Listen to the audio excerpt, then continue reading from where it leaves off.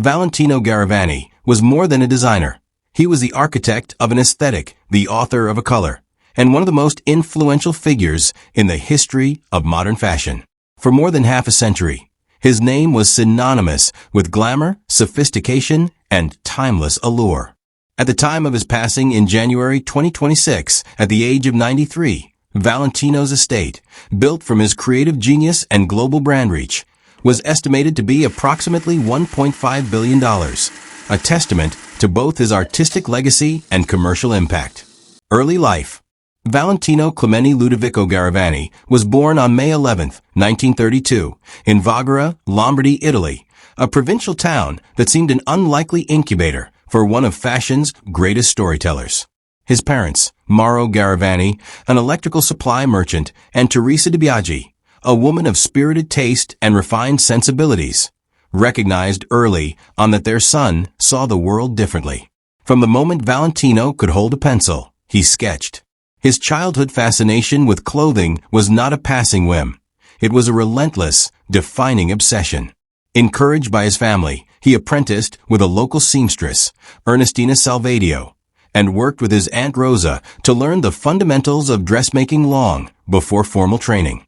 These early experiences sowed the seeds of a design philosophy that would later prize artisanal precision above all else.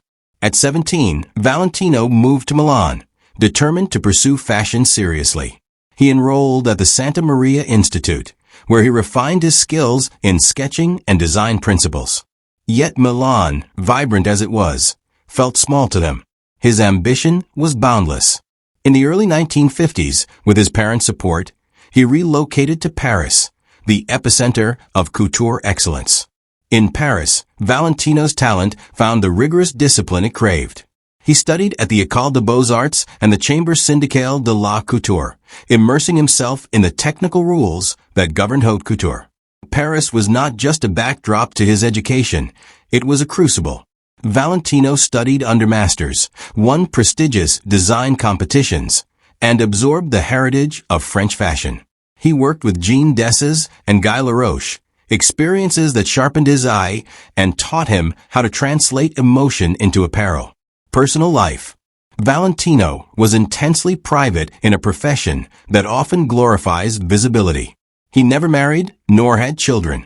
Instead, his most enduring relationship was with Giancarlo Giammetti, whom he met in 1960.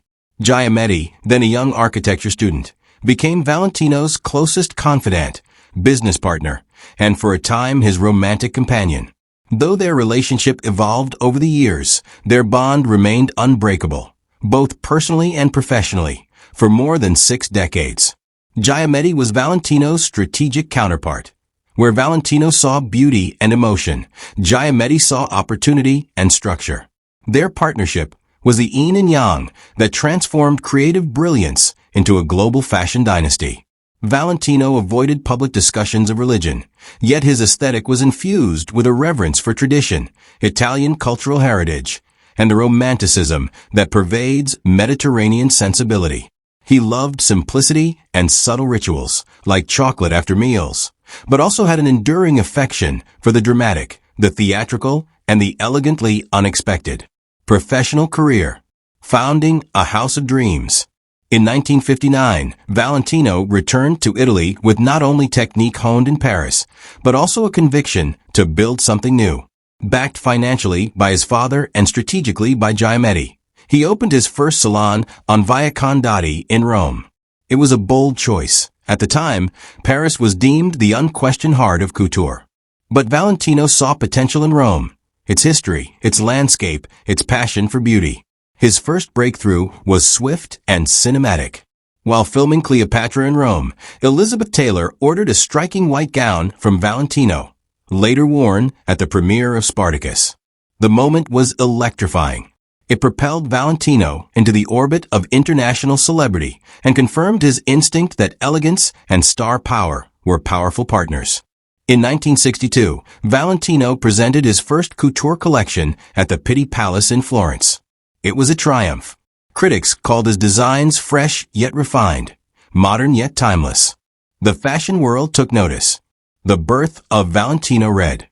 One of Valentino's earliest innovations, and perhaps his most enduring legacy, was a color. A deep, vibrant crimson that Italian journalists began calling Rosso Valentino. The hue became emblematic of his aesthetic. Seductive, strong, unapologetically confident. Valentino Red was not merely a shade. It was a signature, a statement, and ultimately, a brand identifier that rivaled the logo itself. Couture, celebrities, and royalty. Valentino's couture was more than clothing. It was identity. Women who wore his creations were cast in roles of allure, strength, and sovereign beauty. The roster of clients became the stuff of legend. Jacqueline Kennedy Onassis, Princess Margaret, Audrey Hepburn, Elizabeth Taylor, Sophia Loren, Queen Paula of Belgium. Names synonymous with charisma and taste. Arguably one of his most iconic designs was for Jacqueline Kennedy's wedding to Aristotle Onassis in 1968. The gown, ethereal, regal, perfectly tailored, exemplified Valentino's unique capacity to balance modernity with timeless grace. Global expansion and brand evolution. By the late 1960s and 1970s, Valentino was no longer just a couturier. He was a global luxury brand. Ready-to-wear collections were introduced. Boutiques opened in Milan, Rome, and New York, and the Valentino aesthetic began to infiltrate wardrobes far beyond couture clients. Valentino's business success was not happenstance. Giammetti's strategic foresight transformed the house into a finely operated enterprise, balancing exclusivity with global reach. Together they negotiated licenses, expanded into accessories, fragrances, and later, under corporate ownership, into a full luxury house with multi-million-dollar revenues. In 1998, Valentino and Giammetti sold the company to external investors, a decision that allowed them to capitalize on their legacy while continuing to nurture its creative direction. Valentino remained at the helm of design until 2008, when he announced his retirement. Even in retirement, his voice and aesthetic influence loomed large within the Maison. Cultural impact and recognition. Valentino's impact was recognized not only by fashion, but by cultural institutions. He received the Legion of Honor from France, among other accolades. His life and work were immortalized in the 2009 documentary Valentino, The Last Emperor, a film that revealed the man behind the mystique. Introspective, exacting, deeply committed to beauty. House tour and car collection. Valentino's residences were reflections of his identity, elegant, meticulously curated, and imbued with history. Rome Villa. His primary residence until his passing, this Roman palazzo was a sanctuary of classical art, rich textiles, and private gardens, a space where Valentino entertained select friends and collaborators. Chateau near Paris, a testament to his love for French culture. This estate combined classical architecture with serene landscapes, hosting seasonal retreats. Swiss Chalet in Gstaad, nestled in snow-capped peaks, his chalet was a quiet escape, where winter light and soft woolen interiors inspired repose and contemplation. Urban suites in London and New York, elegant yet understated. These apartments reflected Valentino's cosmopolitan life, quiet havens in bustling capitals. Unlike many luxury icons, Valentino was not widely known for a public car collection. He appreciated refined automobiles and often arrived at fashion events in prestigious vehicles. Yet unlike his peers in entertainment, he did not cultivate a documented collection of exotic cars. His passion was fashion, and his most prized vehicles were those that carried his clients into moments of cultural visibility. College career. Valentino's education was not athletic or collegiate in the typical sense. His was an academic and practical immersion in design mastery. His formative years at the Santa Maria Institute in Milan laid the groundwork for technical drawing and garment construction. Yet it was in Paris, through the École des Beaux-Arts and the Chambre syndicale de la Couture, that Valentino's vision found intellectual rigor.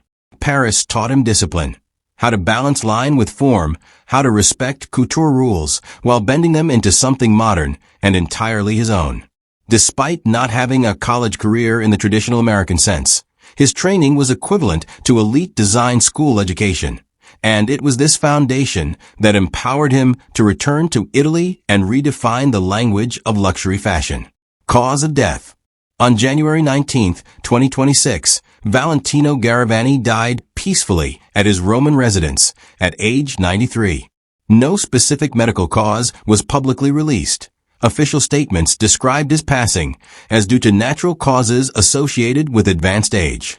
He was surrounded by loved ones, including Giancarlo Giammetti and close friends who had been part of his life for decades. Tributes poured in from across the globe. Fashion houses, political leaders, cultural institutions, and celebrities all acknowledged Valentino's singular contribution.